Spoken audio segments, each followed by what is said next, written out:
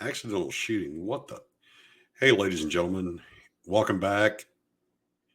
We're going to have a little discussion about the latest police shooting in Minneapolis, as well as the looting that's going on and some hypocrisy being shown by the leader of Black Lives Matter. But before we get started, please like, subscribe, share with your friends. Let me know in the comments what you think about what we're doing. Tomorrow, I'm going to do a little Q&A and an update about some questions I've been asked on social media. With that being said, let's go ahead and get started. Well, we're going to start off with what they're calling an accidental police shooting, and I'm going to give my opinion of them calling it an accidental shooting. Now, when I first joined the military, we had a term called accidental discharge, which is somebody that accidentally fires their weapon.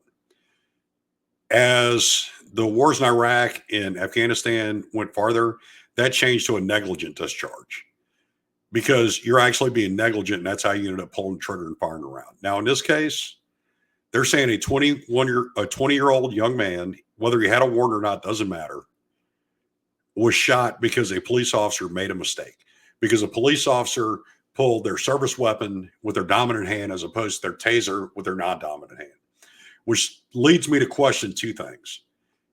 A, I spent a long time in the military carrying weapons.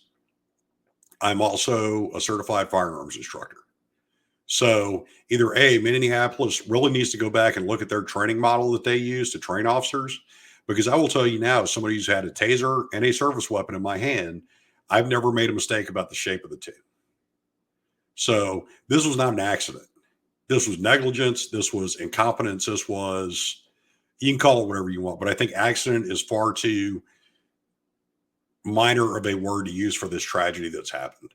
And you know what? In a place like Minneapolis, it's already had all these issues. This is the last thing that need to happen. But you know what? This is something the police did to themselves. And I am usually a staunch defender of the police when they're right. And I went through the Chauvin trial, and Friday I'll probably give you another update on that, depending on what happens in the testimony. But in this case, that officer was wrong. That officer displayed negligence and incompetence to a level that just should not be accepted anywhere. Not even the Boy Scouts, not even from a security guard at a freaking grocery store. Now, that does not allow people to do what they did. I understand protesting, but the thing is, what I will not support ever is the looting that's going on. And here you go. Officials here are preparing for another night of unrest over the death of a 20-year-old black man who police on Monday said was killed when an officer accidentally fired her gun at him instead of a taser. Now, as I said before, it wasn't an accident. That was incompetence. That was stupidity. That was a lot of things. But that does not mean it's okay to riot. That does not mean it's okay to loot and burn. If you want to protest, then go stand in the streets and protest. March. When you're destroying your community, which is what they're doing, it does not do anybody any good. That is not how the memory of this young man should be celebrated.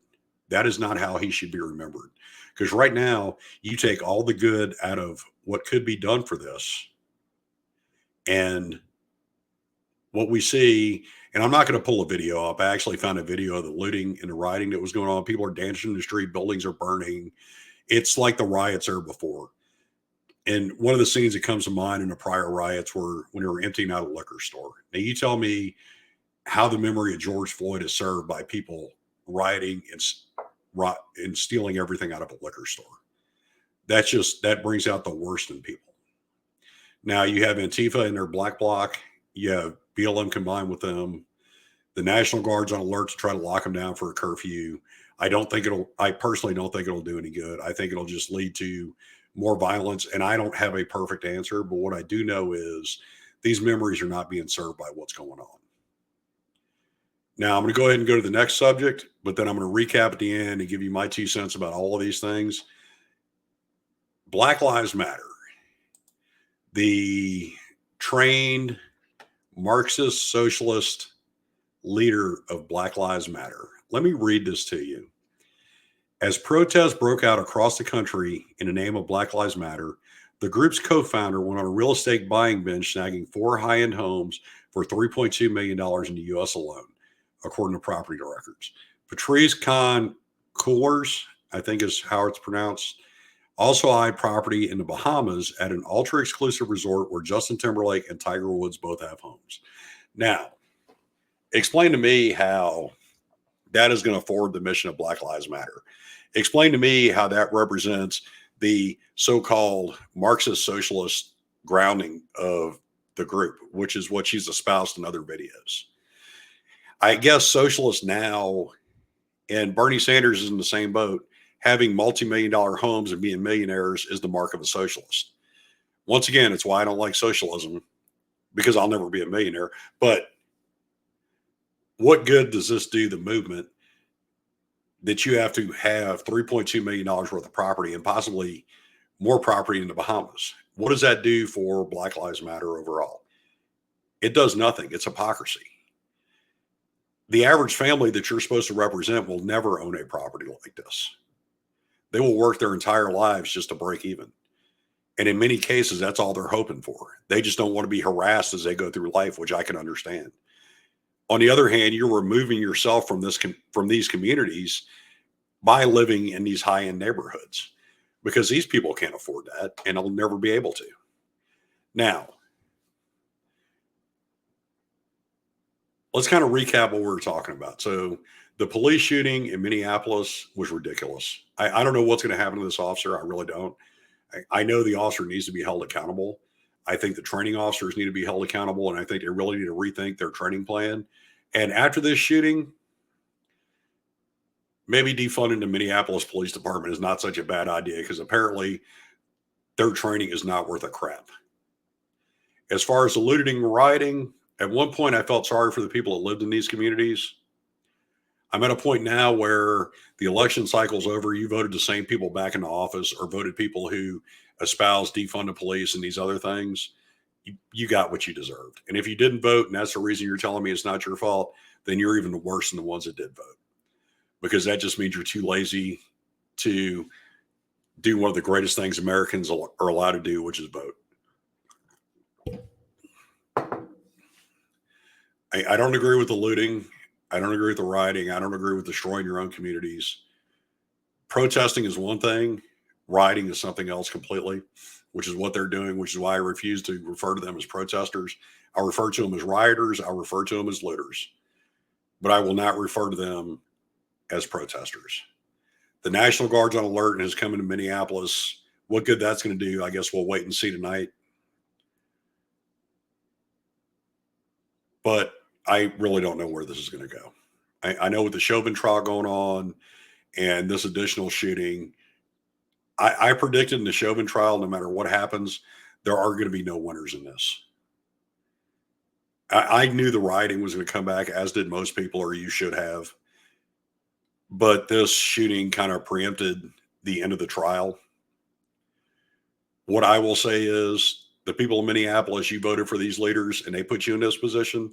So you know what, deal with them or move. It's up to you. It doesn't affect me on a day-to-day basis. It really doesn't. What I will say is, with this additional shooting, is, are we going to go back to what we saw last summer with rioting? I would hazard to guess we're going to start seeing it again. I figured it would wait till the end of the Chauvin trial, but I think this is going to be the trigger for it to start all over again. And for that, for many people, I feel sorry for, and I hope you can protect yourselves and your families, but time will tell. As far as Black Lives Matter, I think this is just showing ultimately the hypocrisy that we all knew was already there, with her buying $3.2 million worth of real estate in the last month or so, because she's taken all the money they've made from these people that contributed, hoping to further the movement, hoping to actually address some of the issues in society. And there are some legitimate issues. I won't say there's not, but that takes all the value out of what they originally stood for, based on the fact that now you're taking your comfort over the movement itself. And that's where BLM stands. It's another movement in hypocrisy. And that's just been proven. So apparently what we've discovered is to be a socialist, you have to have multi-million-dollar property because according to her and Bernie Sanders, that's how it works. Not what they said, but their actions. And you can talk all you want, but once your actions show me something different, that's what I'm going to go with. With that, please like, subscribe. Let me know what you think in the comments. If you don't like what I have to say and you disagree, go ahead and dislike. Tell me why in the comments, and then just hate watch because it does help with the algorithm. If you like what I have to say, please like and subscribe and share with your friends. That help in the algorithm is great. We actually have a merchandise shelf, and I'm starting to try to come up with ideas about what to sell. It will probably be t-shirts and coffee cups. And it'll probably have something to do with socialism comes here to die and just some phrases like that. And we'll see where it goes. Everybody have a good evening.